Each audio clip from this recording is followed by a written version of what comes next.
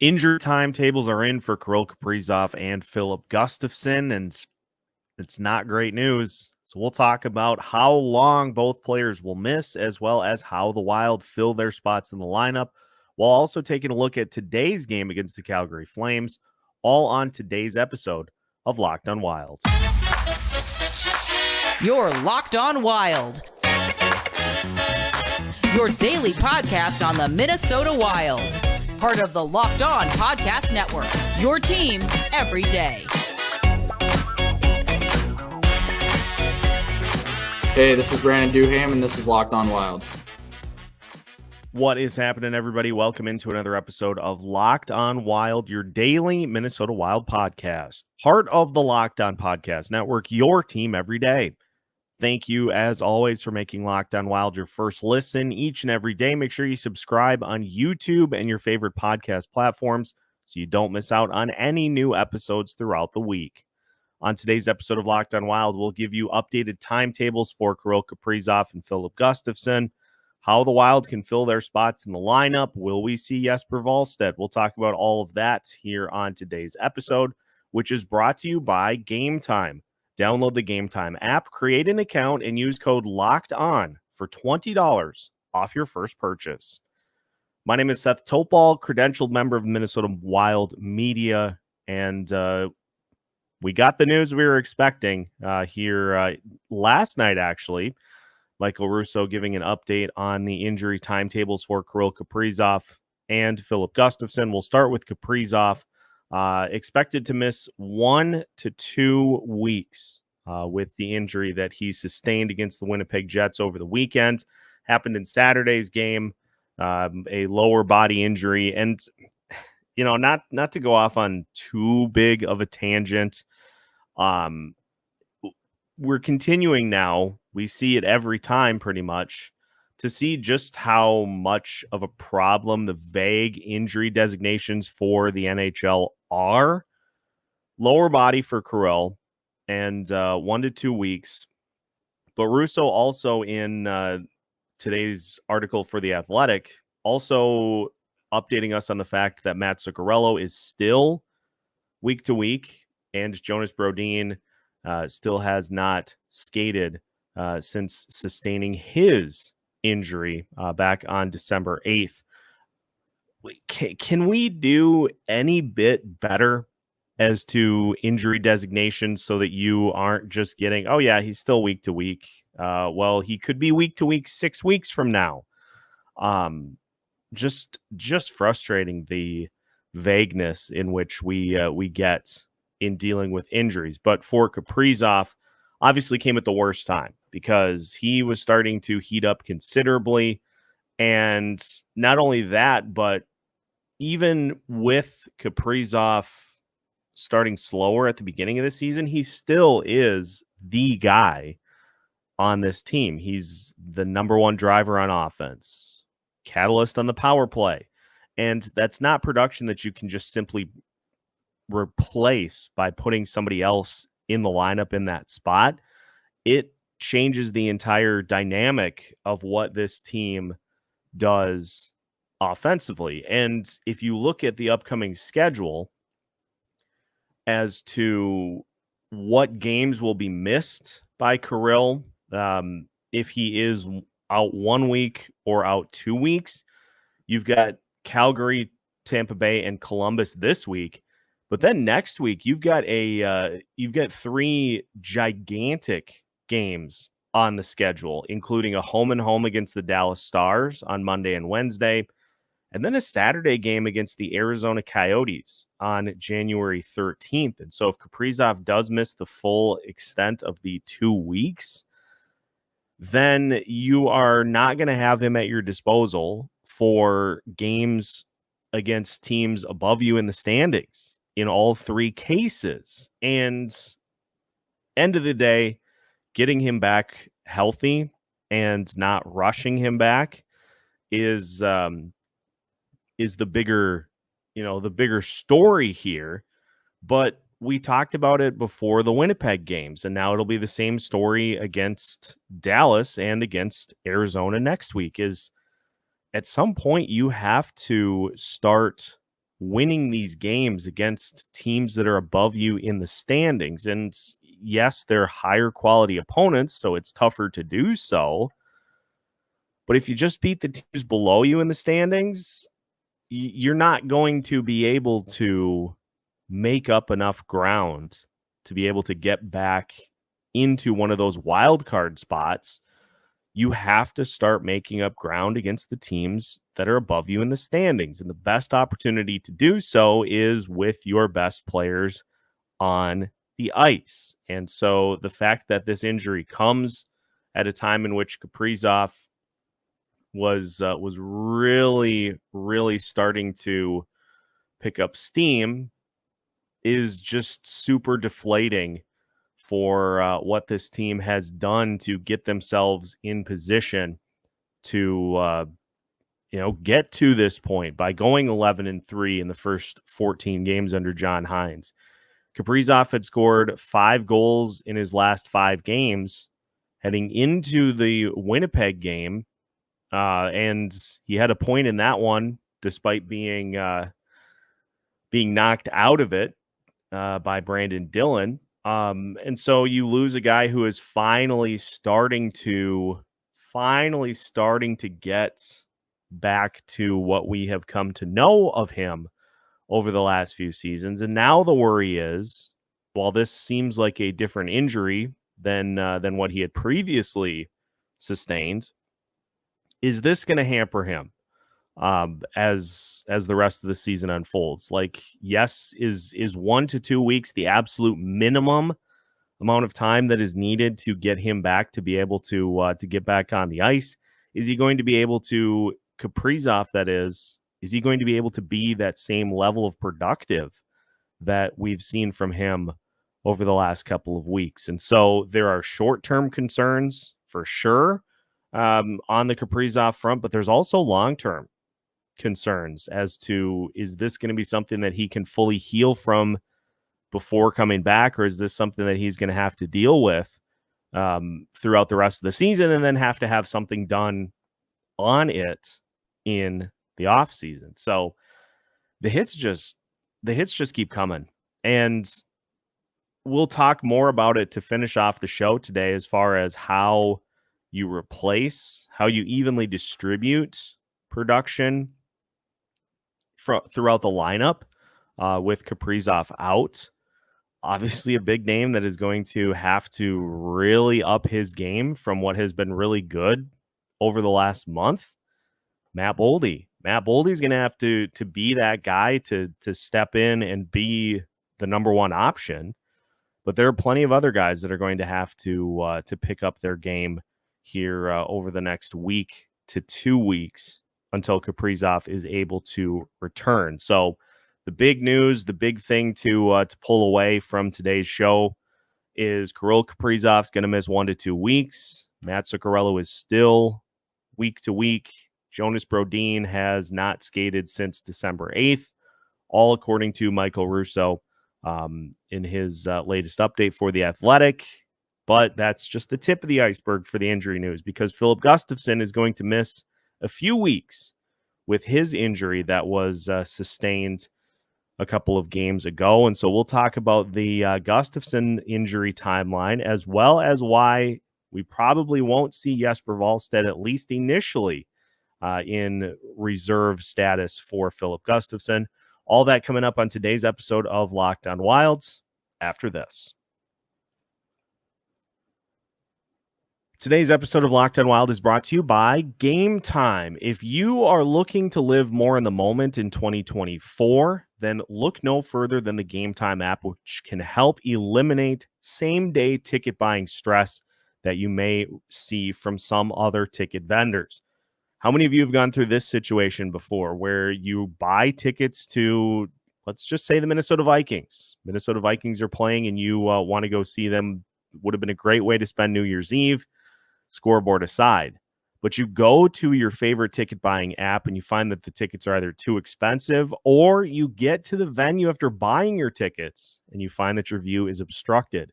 Game Time is here to eliminate all of that same day ticket buying stress. They offer last minute tickets plus views from every seat in the venue. That's the key one. You can see what you'll be able to see from your seat before you buy your tickets. Take the guesswork out of buying tickets with Game Time. Download the Game Time app, create an account, and use code LOCKEDON for $20 off your first purchase. Terms apply. Again, create an account and redeem code LOCKEDON for $20 off. Download Game Time today. Last minute tickets, lowest price, guaranteed. Welcome back to today's episode of Locked On Wild. Once again, we thank you for making Locked On Wild your first listen each and every day and all throughout the rest of 2024. We sincerely appreciate all of the support from all of our devoted and dedicated Locked On Wild listeners as we give you as much up-to-date information as we can on your favorite hockey team, the Minnesota Wild. Let's move on to the FIlip Gustavsson injury front, and I will pull directly from Michael Russo's article for The Athletic. Russo states, according to team sources, Gustavsson is going in for a second MRI today for his lower body injury and is expected to miss at least a couple of weeks, which is why we saw the Wild already put Gustavsson on injured reserve. Now, it is worth noting that at least at this point, Gustavsson is on standard injured reserve and not long-term injured reserve, but that certainly can change depending on the length of time in which he is going to be missing. It could be 3-4 weeks. And this is the concerning thing about this one is because as was mentioned throughout the course of the lead up to Sunday's game against the Jets at the X, this was something that Gustavsson noticed during the game against the Winnipeg Jets and went over to the bench to alert the training staff. Then Fleury ended up having to come in for the third period of that game against Winnipeg. And so that's concerning too, because it's something that obviously was bad enough that Gustavsson ended up having to come out of that game. And so, again, vagueness of the NHL's injury designations, no idea what it is, but this is a big loss for the Minnesota Wild as well, because FIlip Gustavsson had become, under John Hines, the clear number one guy, and he was playing some of his best hockey of the season since the coaching change happened. And so not only are you losing your number one skater in Kirill Kaprizov, you're also losing your number one goaltender. And look at Gustafsson's numbers in the month of December alone. He was 6-3 with a 2.26 goals against average, a .920 save percentage, and a shutout as well. And so on the Gustavsson front, it is a little more murky as to how his spot in the lineup will be filled. Obviously, in the short term, you just roll with Marc-Andre Fleury as your starter. But if you look at the schedule coming up for the Minnesota Wilds, this week, you're not going to have really any problems because you've got the game tonight against Calgary. You've got the game on Thursday against Tampa Bay. And then you have a game Saturday, at Columbus. So you've got enough space between those games that you could conceivably give Fleury starts in all three without really dealing with any issues. But after that is where things get kind of tricky, because you've got the home and home against the Dallas Stars on the 8th and the 10th. And then Friday, Saturday, you have a back-to-back against Philadelphia and Arizona at home. And so unless you want to marathon it, somebody else is going to have to start one of those games at the very least at the bare bones backup goalie. If it's Zane McIntyre or whoever it ends up being, they're going to have to start one of those two games against either Philadelphia or Arizona, just because I don't think it's wise to try to start a goalie in back-to-back games. Now, it's not out of the realm of possibility, to say the least, but it's a real tall order for a team to have a goalie play in back-to-back games. And so it's going to be somebody having to get starts in one of those games. And here's the problem as well. So you've got Zane McIntyre up right now, and I think this would be – I've been pretty firm about the fact that I don't think the Wild should call Jesper Wallstedt up for, a short-term stint to try to elevate this team further into a playoff spot or into a playoff spot, just because it's a lot of pressure to put on a young goalie to expect that they're going to come up and they're going to be able to give you solid goalie performances with it being their first go around in the NHL. But this situation is probably the only one in which you probably would be okay with having him come up and get starts, because let's just say, for a ballpark, let's say Gustavsson misses a month. Let's say he misses 4 weeks. And so you are going to have a ton of games. You've got, I think, 8 games. Actually, no, it's way more than that. I don't know what I was looking at. You've got 1, 2, 3, 4, 5, 6, 7, 8, 9, 10, 11, 12, 13, 14 games in the month of January. You have back-to-backs on the 12th and the 13th. You have back-to-backs on the 18th and the 19th. And so there are opportunities where you're going to need a backup goalie to come in and get some starts. And this isn't even like, this is going with the absolute best case scenario that Fleury doesn't end up sustaining any sort of an injury. Now, to Fleury's credit, he's been incredibly durable over a large portion of his career in the NHL, and he keeps himself in good enough shape, great shape even, to be able to be ready to go, whether it be starting once every 2 weeks or whether it be starting 5 straight games. So I'm not worried as much about the preparation side of it as opposed to what would happen if he gets hurt. Then I think at that point, all bets are off. And it's interesting too, because Alex tweeted yesterday wondering if the Wild would maybe look to try to bring in some sort of a goaltender, acquire somebody maybe to help you out, because let's keep in mind as well, Jonas Brodin is on long-term injured reserve, so you do have some salary cap relief to work with in the short term. But I'm just going to go through the list. For instance, this is probably the path of least resistance. I'm going to go through the current openings or the current free agents of note at the goalie position.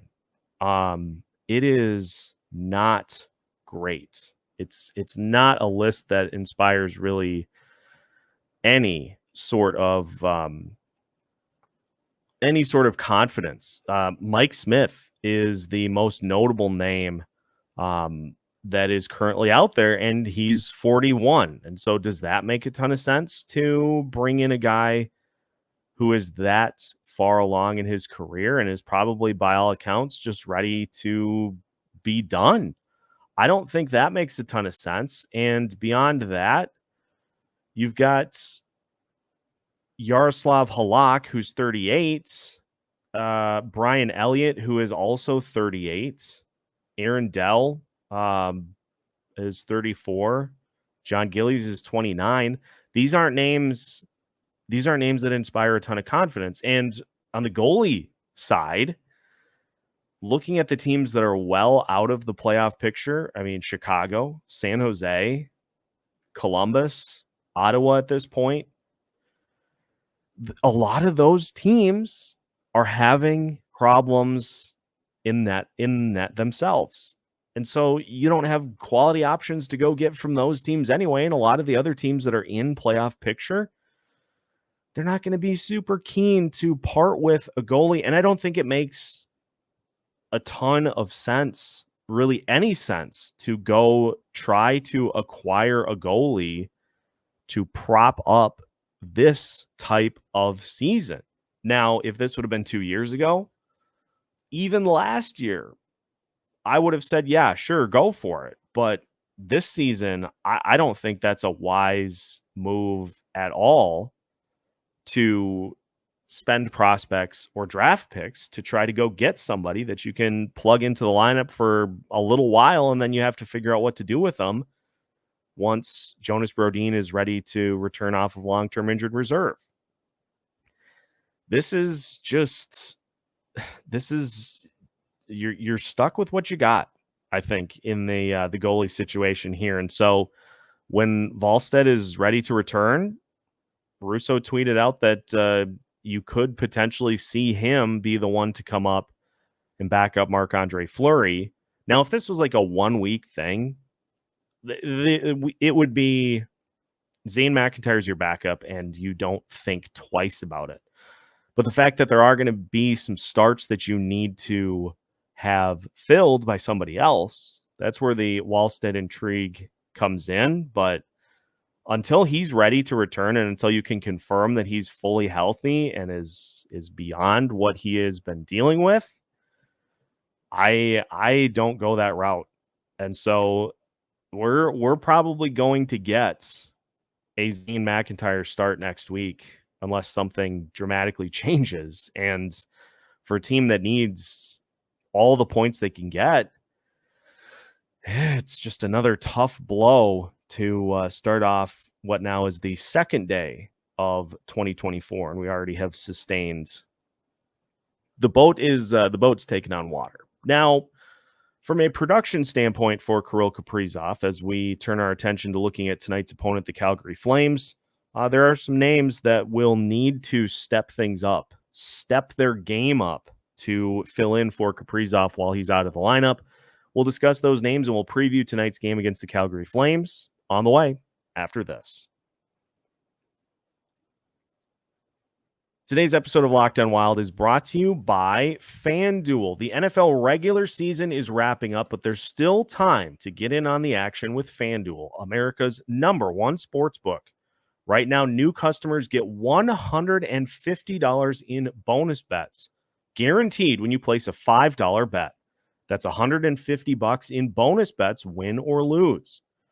FanDuel is incredibly easy to use with so many different ways to bet. One of my favorites is the same game parlays. There are endless amounts of parlays that you can bet on during the course of the game. You know, second half under. There just is a limitless number that you can bet on from game to game. You can always find the best bets in the Explore tab, which is a new feature that FanDuel has added. And you can also make your parlays in the Parlay Hub, which makes it incredibly easy to find your favorites. Head to FanDuel.com/lockedon to make your first bet of 2024 a layup. FanDuel, official partner of the NFL. Final segment of today's episode of Locked On Wild. Once again, we thank you for making Locked On Wild your first listen each and every day. Make sure to join us for a bonus second episode coming later today as Zach Zeman will join us to take a look at the January schedule. Gave you a little bit of a sneak peek here today, but we'll dive in further as well as handing out the December Player of the Month and who we think will land the Locked On Wild Player of the Month award for January. So looking at the players that will need to step their game up in the absence of Kirill Kaprizov, obviously one name that is a pretty easy one to pick from for the Wild is Matt Boldy, who has been pretty good since John Hines took over. He has 9 goals in the month of December after a slow start to the season in which he scored just 1 goal in the month of November. So Boldy has started to get himself back on track, but as much as he has done so, I think we're going to need to see him go back to Boldy of March of last year, in which he had 12 goals in the month of March. But not only that, he became the number one guy. He became the go-to option for the Wild during that stretch of the season. And he's got the same line mates that he had at that point last season with Eriksson Ek and Johansson. Johansson has started to get himself back on track after a abysmally slow start to the season. And it's going to have to be that line that carries things for this team over the next 1 to 2 weeks at the least. And we're going to need to see similar things that we saw against the Winnipeg Jets, especially on Sunday, is that number one, that top line is going to have to be a constant driver of the offense. They have to push the tempo every single time they've got the puck. But you're going to need another line or two to be able to step up and help. The Marcus Foligno, Freddie Gaudreau, Pat Maroon line looked great throughout the game on Sunday. And so they were able to hold that end of the bargain. The top line was not.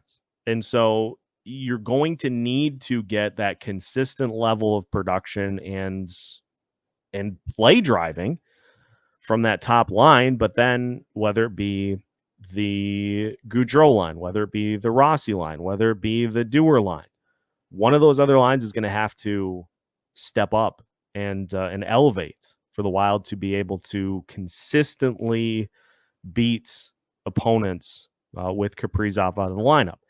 It's nothing new for this Minnesota Wild team. I mean, Jonas Brodin, Matt Zuccarello, Kirill Kaprizov, FIlip Gustavsson, Matt Boldy earlier in the season, Jared Spurgeon. There have been no shortage of critical players that have been out of the lineup so far this season. And so it is next man up mentality.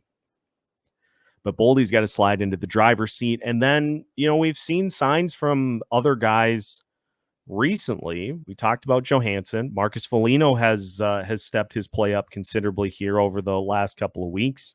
Ryan Hartman nearly scored his 5th goal in the last 5 games before it was overturned against Winnipeg.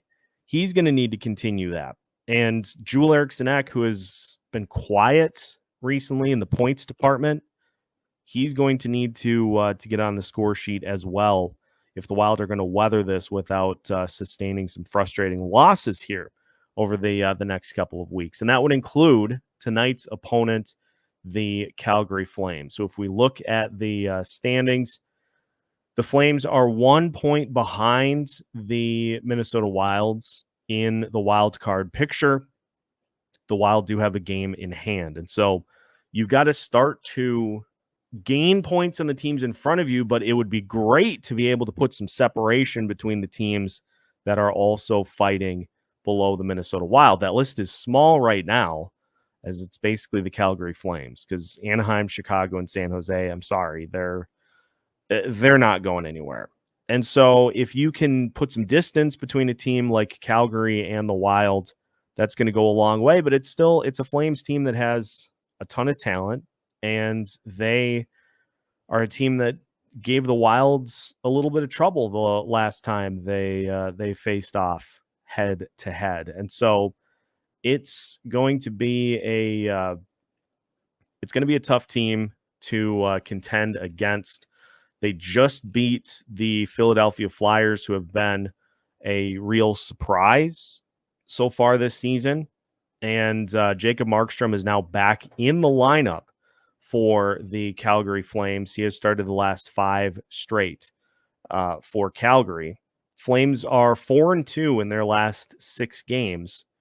And even with the likes of Jonathan Huberdeau, who has been abysmally cold most of the season, they're still finding ways to pick up wins because Nazem Kadri has been heating up over the last couple of weeks. You still have plenty of goal scorers in Blake Coleman. You've got Igor Sharangovich, Mackenzie Weegar, Mikhail Backlund, Andrew Mangiapane, all capable of putting the puck in the net. But looking at Huberdeau's production, he had 1 point, one single point in the month of December. And for the season, he has 16 total points, 4 goals, and 12 assists. A trade with the Florida Panthers that just continues to look worse and worse for the Calgary Flames. But it's there. That talent is still there that Huberdeau has. And so I worry about being on the wrong end of kind of a get-right game for a guy like that, especially considering he scored a point, he registered an assist against the Flyers. So the Wild will need to be careful in going toe-to-toe with Jonathan Huberdeau in this game tonight. It's a physical Calgary team, and so this is going to be a battle here this evening between the Wild and the Flames. And so quickly to get to 3 keys to wrap things up here tonight. Top line has to be the play driver throughout the course of this game. Eriksson, Boldy, and Johansson, they got to consistently push. They got to take the lead. They have to be the line that consistently is able to make life tricky for the Calgary Flames. The power play is a second key for this matchup because the power play has started to accumulate some goals here over the last week, but they're going to need to be sharp because the Calgary Flames have scored 9 shorthanded goals this season. And so not only does the power play, if they get opportunities tonight, they need to be on their game because we've seen this Wild team struggle with gaining the zone. And if you do that, you're going to give up some opportunities to the Flames that can potentially give them shorthanded goals that could then take this game into their favor. So top line needs to consistently drive play. Power play needs to guard against shorthanded opportunities for the Flames. And let's go with Marc-Andre Fleury for the third key in you're the guy now. Look at me. I'm the captain now.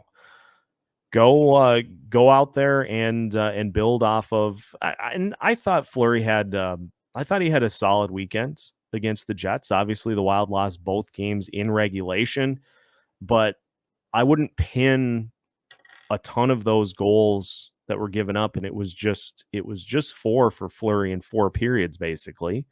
I wouldn't pin a lot of that on him. So just go out there and just play loose as the starter and go pick up a win against the Calgary Flames. And we'll see what happens. We, of course, will have you covered after the game as well. So make sure to stay tuned for yet another Locked On Wild postcast here this evening. That will wrap up today's episode of Locked On Wild. Once again, we thank you for making Locked On Wild your first listen each and every day. Make sure you subscribe on YouTube if you have not already. Make sure to hit the like button on this video before you head out for today. And make sure to vote for Locked On Wild in the Sports Podcast Awards for Top Hockey Podcast of 2024. Link is in the description for how you can vote and help us out here to start 2024. Make sure to also keep us in mind for all of your latest Minnesota Wild news and notes. We have new episodes for you every Monday through Friday as part of the Locked On Podcast Network.